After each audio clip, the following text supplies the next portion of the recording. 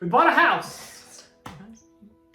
I guess more technically, we are pending on a house over the weekend. We saw a house on Zillow on Thursday.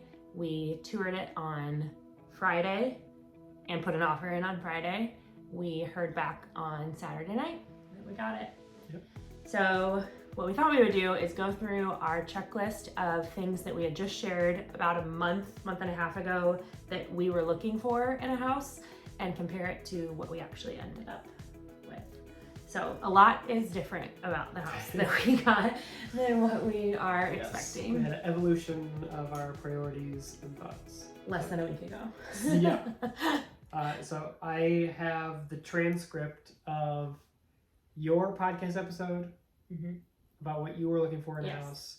I legitimately don't remember what I said. We have looked, like he said last night, that one of the things he's most excited about having bought a house is closing the Zillow tab on his phone. We've looked at so many listings and gone in. We haven't gone into too many houses, but enough to get them all mixed up. Right. And it is so nice to know that we don't have to keep looking anymore. But yeah. All right, so this is my list. Right off the bat, I said $350,000 or less. Red mark. Nope. It's a lot higher than that. Exceeded that. So we said 350. We ended up about 2 weeks ago dramatically increasing our pre-approval and being willing to expand our options, even if it meant a big change like switching schools. So we've shared before, our kids go to private school. We had wanted to do everything in our power to keep that, and it was not working. And that was not the only thing that was not working. There were a lot of things not working.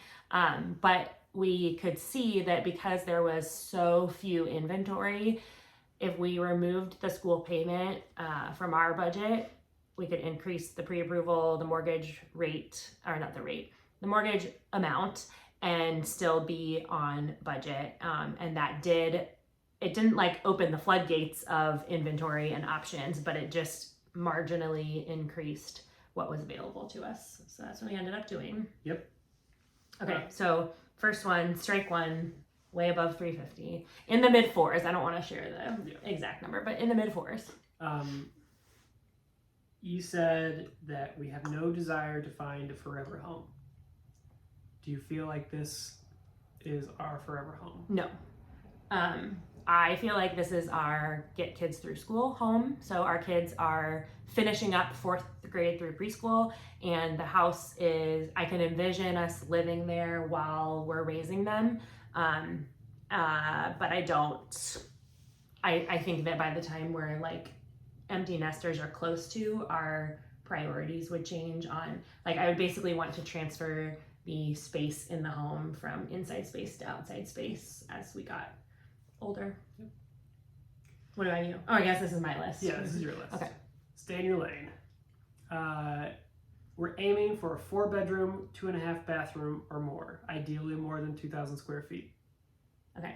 It is a 5-bedroom, 3.5 bathroom with 3,000 finished square feet. So check. It's a big one. Yes. Which, it's actually, as a reminder, our current house is what? Like 1,800 finished square feet, and it is, I mean, we use it as a 3-bedroom. It has a bedroom on the first floor that we use as an office that I measured because I wanted to use it as our bedroom, and it doesn't have enough floor space for our bed. Not only because of how small the bedroom is, but because it has these awkward like soffits, and it's not a square room. So this house is technically a 4-bedroom, 1.5 bathroom house. So the last 18 months, a little over 18 months, we have had 1 shower for 6 people, and now we will have 3 showers. Said must have 3 bedrooms, an office space or somewhere that we can clearly picture Kyle being separate from everyone else. I don't think I listened to this episode. So. that was for you. Okay. When you just read it. I know. He works remote from home 100% of the time. And this house has 4 bedrooms on the second floor and 1 bedroom in the basement. Full egress window, nice carpet, closet. So that bedroom basement will be his, I almost said his closet, his office slash like music room. So in our office right now, he has his guitars and amps and music stuff. We have 2 desks with 2 computers too, which we can probably downsize a little bit. Yep. But anyways, so yes, it checks that box. There is space for bedrooms for all of us as well. Not everyone had their own room, but space for the bedrooms and a totally separate office that is much more secluded from the main living area than we are right now. Right now, he's immediately next to the dining room and we have hardwood floor throughout. So as the kids come stampeding in the back door from school, it is loud in the office, and vice versa. I can very clearly hear all of his work conversations if I sit right here watching TV. So it will be very nice that he's in the basement and can have his work calls and meetings or play music at night. And it's 2 floors away from the bedrooms and then a full floor away from, insulated floor away from the basement or the main floor compared to the basement. Yeah. So check plus. A large kitchen and a open-ish floor plan. Do we get that? Yeah, open-ish floor plan for sure.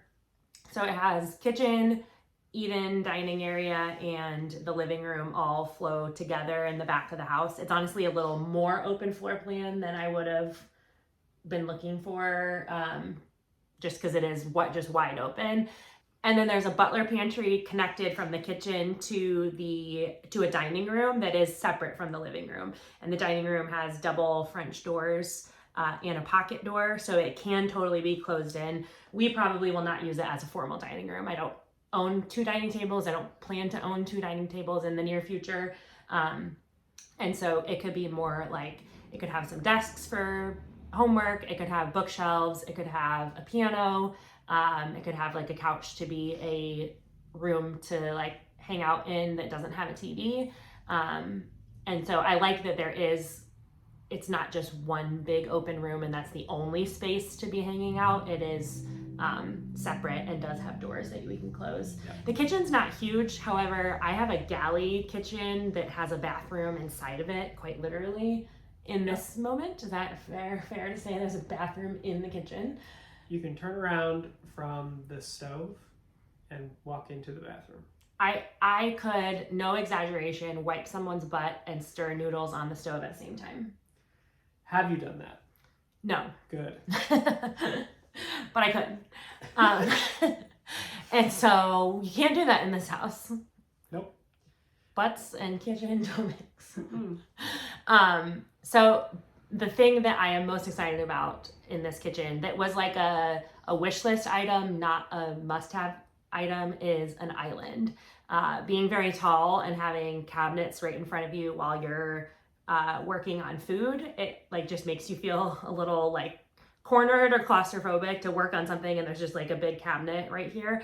And so it's a small L kitchen, and then it has an island that faces the dining area and the living space.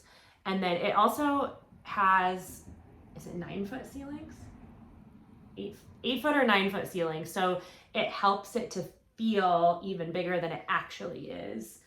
Because it's just airy.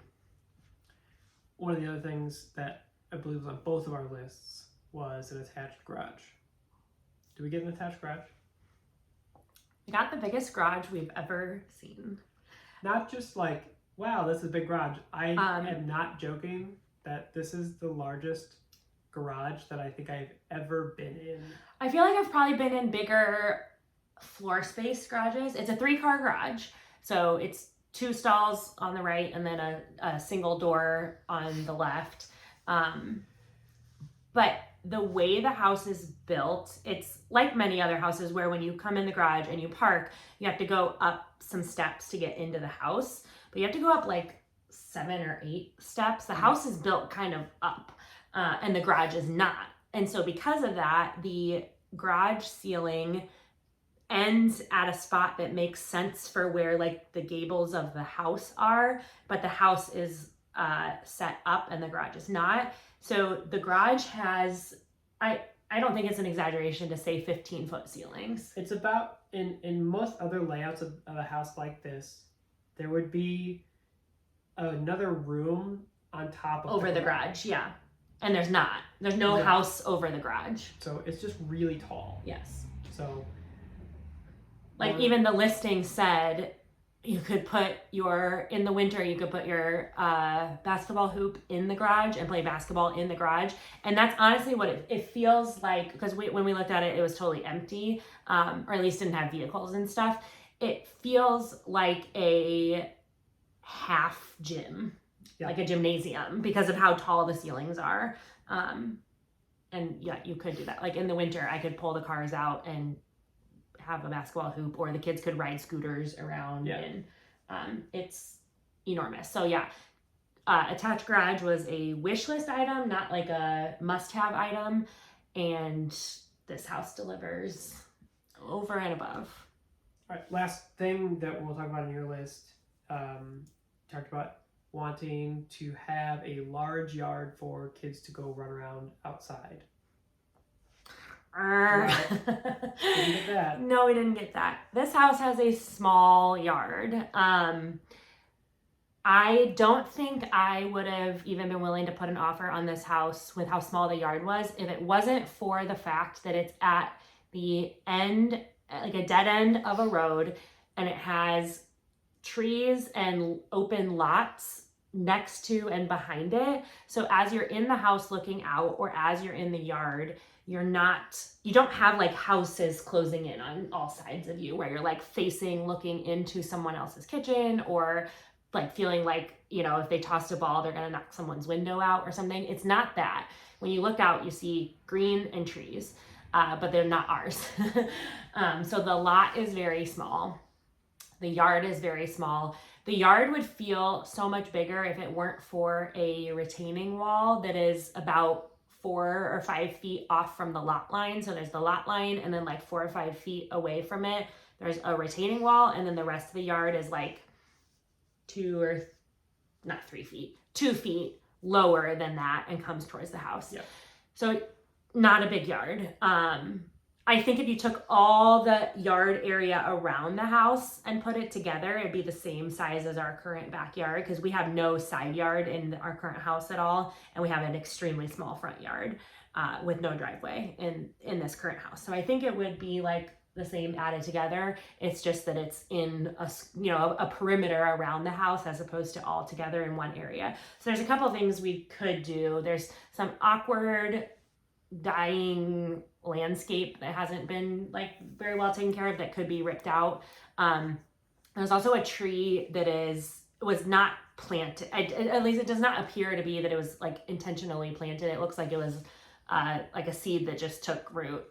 It's in the middle of the yard, and it's completely not only shaded, but almost like has an overhang from larger trees. So it's not going to be able to grow very big. And if we took that smaller tree out, then there would be a small section of the backyard that was more open than it is now. Yep.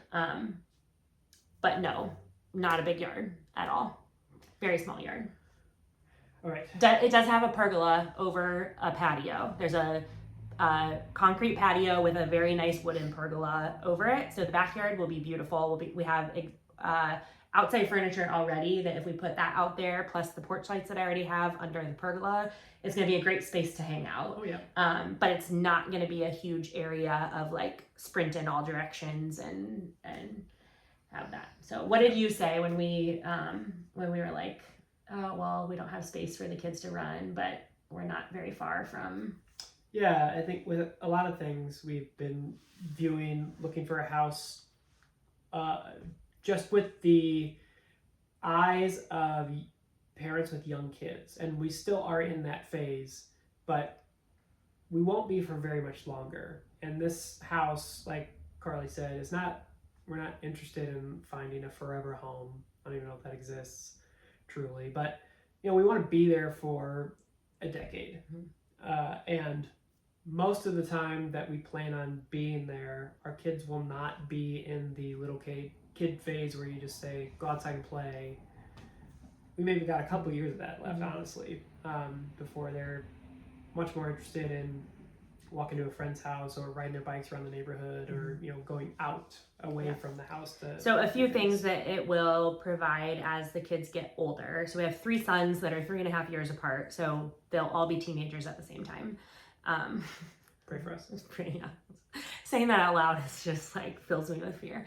And this house will be amazing for teenagers. So we haven't even talked about the basement yet, but the basement has a big finished family room that's bigger than the first floor family room and has like 8-foot ceilings. Like it was, we walked down the stairs when we were looking at the house, and our realtor and both of us were like, look how tall the ceilings are, because you just don't go into a basement expecting the ceiling to feel really high above you.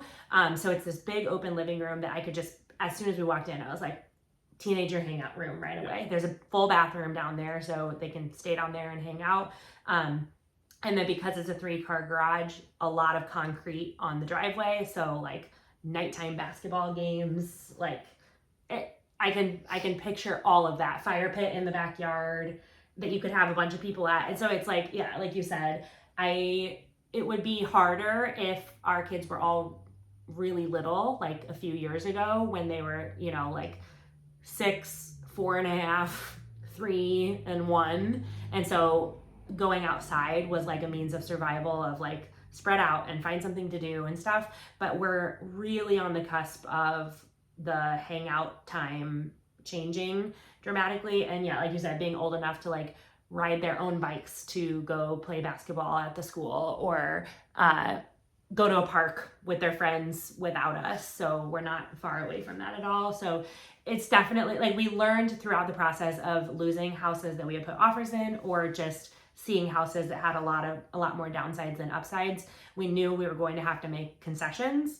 And so this small yard is absolutely one of the primary, if not the main concession that we're making with this house. As I thought about it and tried to figure out if I'm okay with that, we're coming out of winter right now. It's mid-April. We're still having a lot colder days than I would have hoped for. And it helps me to have the perspective that there's several months in a row every single year where we're not really outside. So getting everything and more beyond what we could ask for inside the house, and then making a concession on the outside of the house, I came to terms with that being something that was acceptable. Yep.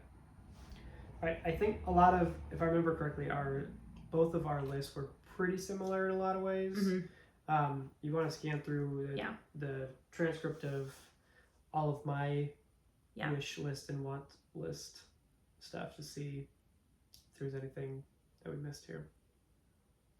You said you'd be pumped about anything that was around 3, but 300 to 350 is more realistic for what's available, what we're able to attain. Whoops. Yeah. So, and the main calculus in that is not that we like skyrocketed our income or something, or we're like taking on more house than we can actually do. It's at that time we were not planning to change our school plans at all, and so that freed up over $1,000 to go, that could go from school payment towards a house payment and keep our budget identical, and that expanded the ceiling of what we were willing to buy. You said you wanted to close in July. I think the reason that I said that was because I didn't want a long overlap between our current rental and a mortgage payment. And with how everything works out, I think we'll only have 1 month of overlap of a mortgage payment and a rent payment on our current lease. So, yep, I'm fine. Okay with that? Yeah. So we'll close in sometime in May, and prepay and all that stuff at closing, and then our first actual mortgage payment will be in July. Our rent lease ends at the end of August, so we'll have July 1st and August 1st, but we're hoping to either pay the August rent and then get our security deposit back, or if we move out before August 1st, ask our landlord to apply the security deposit to August 1st. But either of those options would then result in just July being the only month where we pay for both.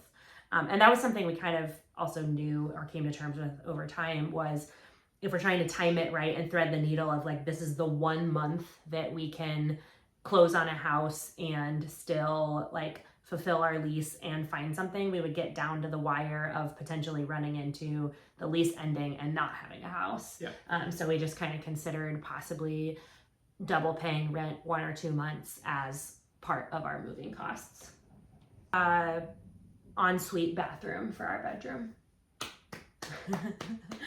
We got it. We got it. We have lived in like 5 or 6 different places since we got married. Yeah. And we've had a connected bathroom once. Yeah. For 4 years out of 13 and a half years. 4 years out of 13 and a half years, we've had a bathroom that's connected to our bedroom, and we will now have the biggest bathroom we've ever had. Jetted tub that's separate from the shower, double vanity with a walk-in closet and a linen closet in the bedroom. Do we have 2 dishwashers? Oh, I remember that. Shout out to Jackie, because I know she'll listen to this. We don't, but we could. So in the, there's no kitchen in the basement. There's definitely room. There's a like that small wall that shares with the bathroom. Anybody have a kitchen in the basement? Huh? Anybody else have a kitchen in the basement? People do. I mean, like, not like a full kitchen in the basement. He's not a kitchen user. A lot of people have kitchens in their basement. Sound off in the comments. Who has a kitchen in their basement? Like and subscribe. Okay. Anyways, that took a sharp left. There would be space in the kitchen, or not in the basement, to add like a kitchenette wall, like a wet bar and a dishwasher and beverage fridge or something. But no, we do not have 2 dishwashers. We have 1. What did we call it? There was the business. It was the his and hers. And the fun dishwasher. Oh yeah. Okay, because that's the fun in here. dishwasher was just like. I don't remember what the other one was called, but yeah, mine was the fun dishwasher, which was just everything is just put it in there. Put it in there. See what happens. New construction versus old. Do you want a new house versus an old house? How old is this house? I don't know. This house was built in 2013. Okay, that was what was in my mind, Okay. but I thought I was making that up. Which is extremely new in our world, because when was this house built? 1886. That's not an exaggeration. No, it's not an exaggeration. Like, the people who built this house had memories of the Civil War. Yeah. So 150 years newer, which has its perks and could have its downsides. There are certain modern amenities that we're not accustomed to. And like, a lot of people will see my videos, and I don't even realize that this is abnormal, because our previous house was built in 1936. And so the dishwasher was separate, like on a separate wall of the kitchen from the sink. And so is this current house. It's a little bit closer than it was at our previous one, but it's still like separate. And every once in a while I'll get a message like, why is your dishwasher not next to your sink? And I'm always just like, because this house was built in 1886. And so they put it where they could find a spot for it. Yeah. So this house was built in 2013, and you will be so happy to know that the dishwasher is next to the sink. Another thing that we weren't at all, like, I didn't care either way, we weren't specifically looking for at all, but this has a gas stove and oven, which we've never had before. So I'll have a gas stove to get used to cooking. Okay, location. So we haven't fully touched on this. So our kids will be going to different schools. We're also moving about 25 minutes away from where we are right now, which we are very sad about. So it's been lots of good discussion between us and with our kids about how things can be good and hard at the same time. So 25 minutes away for a lot of people would be like, I don't even understand why that causes an emotional response in you. This is the town that Kyle and I grew up in, and both of our parents still live here, and we'll be leaving a school that we love and friends that we love. I also envisioned my kids going to the same junior high and high school that we attended, we loved it for lots of reasons, but it's very academically strong and has a phenomenal, like, top in the state music program. And we're not doing that like we thought we were. We're going to another great school district. Do you want to talk about why the main reason we were okay with moving to this area? It was honestly 1 week ago.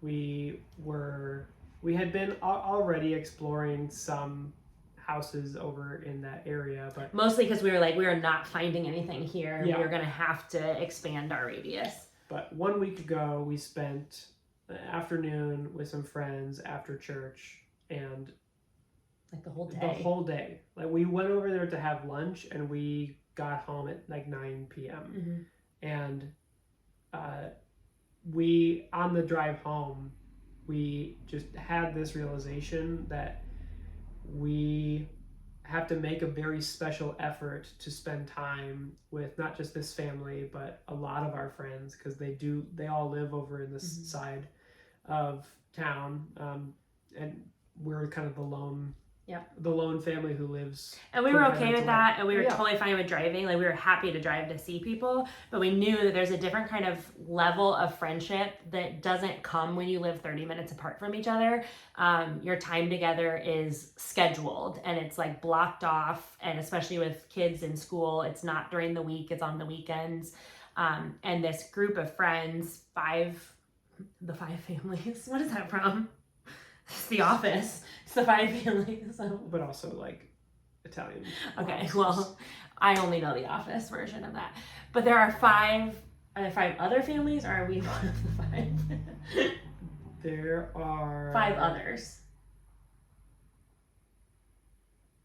6 now. Yeah. There's 5 5 others. others. Yep. 5 couples with kids, similar ages to us, where the women all get together regularly and are genuine friends, all 6 of us. The men meet regularly and are genuine friends, all 6 of them. And the kids get along phenomenally. It's like once in a lifetime. Like, you don't have all 3 of those be true at the same time and live really close to each other. We spent the afternoon with this family, and I remember standing in this room the next day.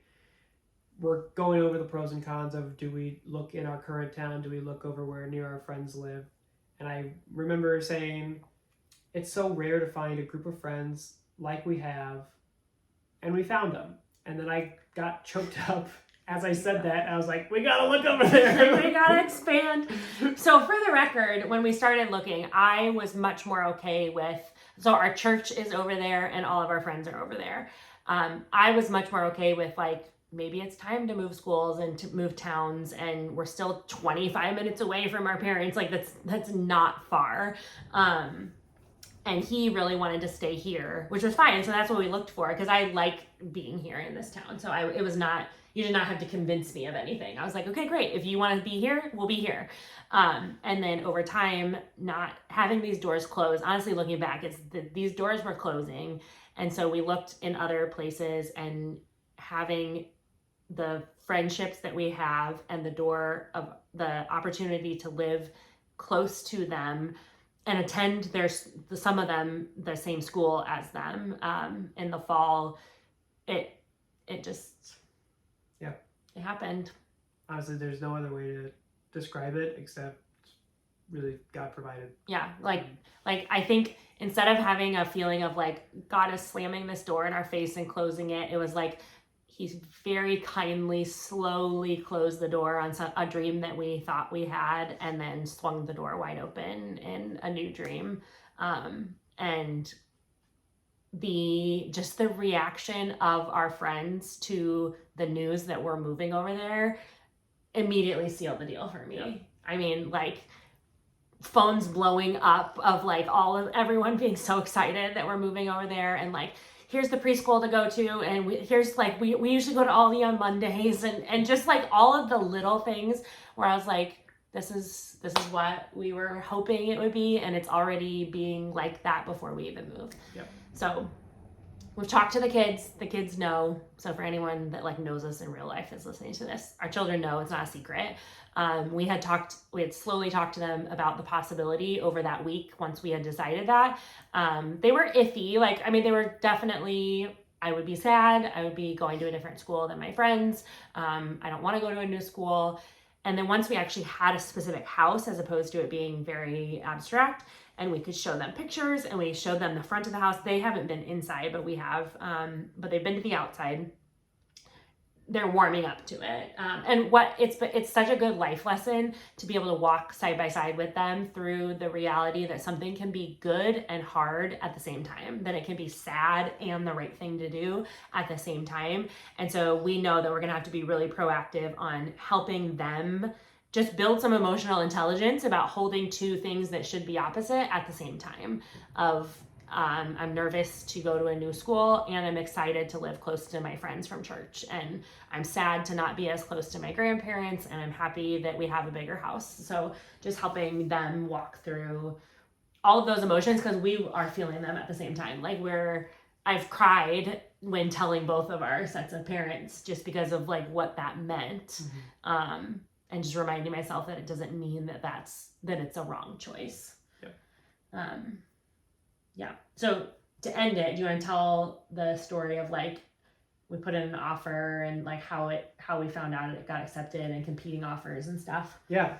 So it was listed on Thursday. We saw it pop up on Friday. Right before that, we saw another house that had been on the market for a while. And based on the pictures, we're like, well, these aren't great pictures, but maybe it's better in person. And it was worse. It was bad. Before we went, we looked at the two houses on Zillow, and we knew if we want either of them, we're going to have to move fast. Like, we're going to have to place an offer that day. Yep. If we want either of them. So the night before, as one does, spreadsheet it up, lay it all out with like, this is what the mortgage payment would be. This is what we could put down. This is what we could offer, and compare the side by side. And the house that we actually are buying is the one that I, based on Zillow alone, preferred. And Kyle preferred the opposite one, the one that had a much lower price, because we would then have a very wide margin in our budget to make it our own, make updates to it, make repairs, and maybe get that money back. Yep. But ultimately, the things that we didn't like about that first one were the things you can't change easily, at least. The layout of the rooms and the size and the space and just how it would fit our family inside of it. Yeah. So we wrote that one off immediately. We went to go see this one. We wrote it off before we even saw the second one. Yep. It wasn't like, oh, let's see both and compare. Like, we left that one being like, nope. So we saw the one that we ended up getting, put an offer after talking with our realtor, and gave them a deadline of the next day on Saturday. The seller had an open house scheduled for Saturday afternoon, so we knew we were going to be up against several offers of people who was coming in and seeing and then submitting an offer there. And honestly, we weren't optimistic because we've done that a few times already and seen enough houses. The offer we placed was at almost the very top of our budget and what we were pre-approved for. So we didn't have room if they came back and asked for more. Like, it was just, we lost. Yep. So we were over at family's house for dinner while our offer was set to expire, and we hadn't really heard anything, and so we assumed that was that. Our realtor texted us minutes before our offer was set to expire and said, the buyers have several offers on the table. They want a little bit more time to consider them. Could you extend your deadline? So we pushed our expiration deadline back a few hours and let the seller kind of sort through things, all the new offers that had come in from their open house. A little while later, our realtor called and said they have 3 offers that they're considering. One of them is yours. They all are very similar. Is there anything that you want to do to adjust your offer to make it more attractive? So our realtor had used an escalation clause escalation clause where we gave an offer, but then we said we would also be willing to pay $10,000 over the highest outbid, the highest bid above our original bid, up to a cap. So it was basically like we gave a range of, if we're the only offer, this is what we're paying. But if we're only getting beat out by $2,000, we will pay $10,000 over that competing offer. And so I think they had gotten like 8 offers total. Yep. And they had chosen 3 as like their top 3 for whatever reason. Thankfully, I know I've mentioned this before on Instagram specifically about people buying houses without an inspection. And we've said like, we're not doing that. Yeah. And so we had put an inspection into our offer, and they said that one of the 3 was as is. Or at least some of their offers were as is, no inspection, but others had inspections. So we weren't like the only ones that were asking for an inspection. So thankfully she was like, you don't need to remove the inspection. That's not going to be like what helps you. And because our offer was close to the top of what we felt like we could afford, we said we can't up the offer price. Yeah, because they basically came back to those 3. They didn't ask anything specifically, but they came back to those 3 and just said, what's your best offer? Like, do you want to change anything? So we decided to keep our offer as it was. The only thing that we changed was the aggregate for the inspection. And that just means the level that we set. We said, we as the buyers will cover repairs up to a set amount, and if it exceeds that, then the seller will be responsible for paying repairs above that amount. So what we said is we'll raise that threshold slightly so that we'll basically like take the seller off the hook for a little bit more if inspection comes back poorly. I think we were the only offer that changed anything, because I got a call from our realtor about an hour later that said, you got it. It was like close to 10 p.m. at night.